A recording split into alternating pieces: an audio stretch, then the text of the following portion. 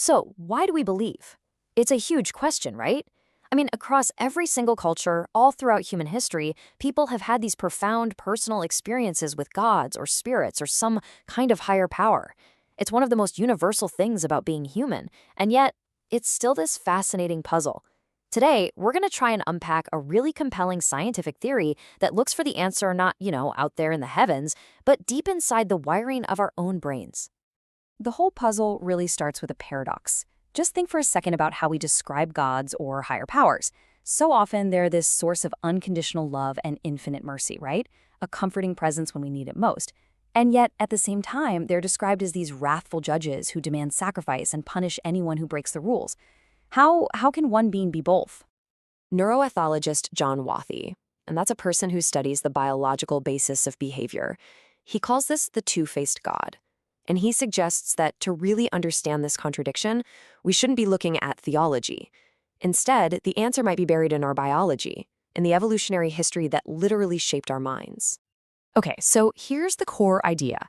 Our susceptibility to belief isn't just one thing.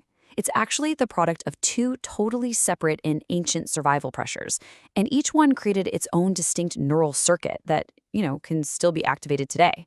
Let's dig into the first one. So our first clue starts the very moment we're born. We come into the world completely and totally helpless, 100% dependent on others to survive. But here's the amazing part. Our brains don't show up empty. They come prepared. This is what's called the innate neural model of mother hypothesis.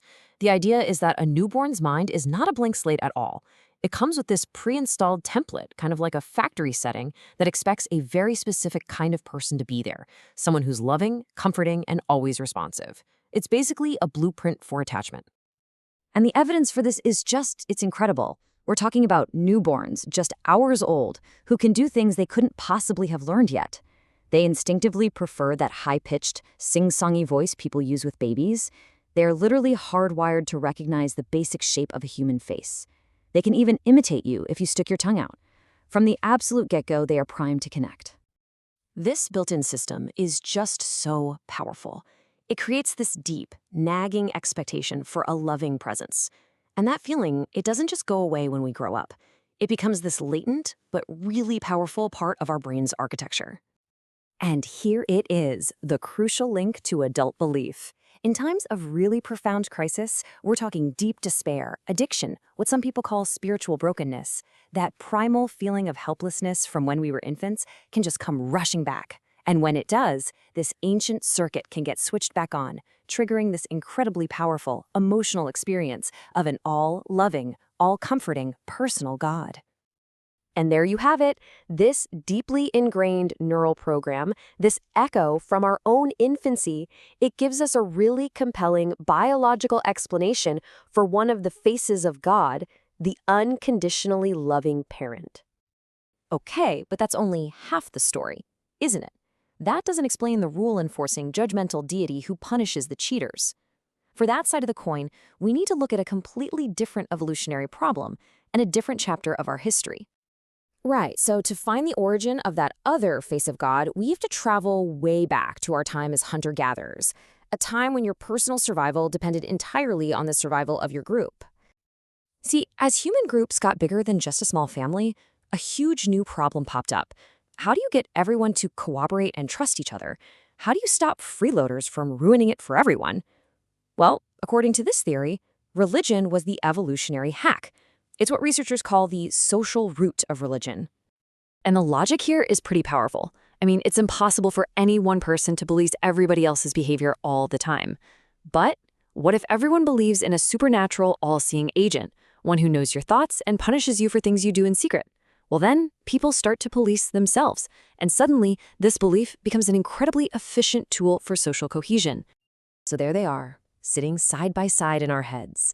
Two completely different systems born from two totally different evolutionary needs. One is deeply personal, rooted in our need for a parent's love, and the other is all about society, rooted in the tribe's need for justice. And together, they create the two faces of God.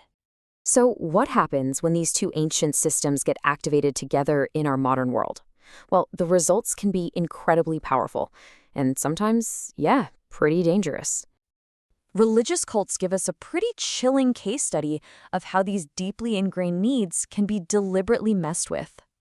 Cult leaders are often masters at pushing these evolutionary buttons. Their playbook usually starts with step 1, love bombing.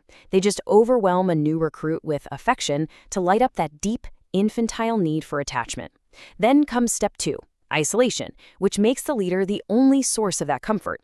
And finally, they pivot to step 3, demanding absolute loyalty and costly sacrifices, which taps right into those tribal instincts of fear and social enforcement. But it's not all bad news. This wiring isn't just a vulnerability waiting to be exploited. Understanding how our brains work also shines a light on how belief can be this incredibly powerful force for healing and recovery. Think about addiction recovery programs. That whole concept of surrendering to a higher power can be seen as a kind of spiritual methadone. It works because it taps into that same powerful fundamental mother-infant bonding circuit we talked about.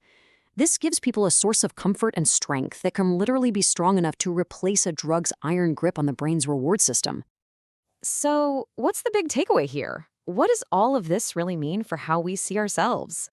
Well, first, it suggests that the really profound, mystical feeling of a sensed presence, which is at the core of so many religious experiences, it might not be a message from somewhere out there at all. It could just be an echo from deep inside us, a reactivation of that ancient neural model that's always expecting a caregiver, a ghost in our own biological machine. What this theory suggests is that at the very core of our being, there's this indelible, factory-installed expectation of a comforting presence. It's a blueprint left over from when we were absolutely dependent as infants, a feeling that just sticks with us throughout our lives. So this isn't about finding some single God spot in the brain. It's more that our brains have this complex architecture, this combination of our primal need for parental love and our evolutionary need for social order that creates the absolute perfect conditions for religious belief to take root and just flourish. And this really leaves us with one last, pretty provocative thought. This wiring is a fundamental part of who we are. It can be a source of incredible comfort, for sure, but also a tool for manipulation.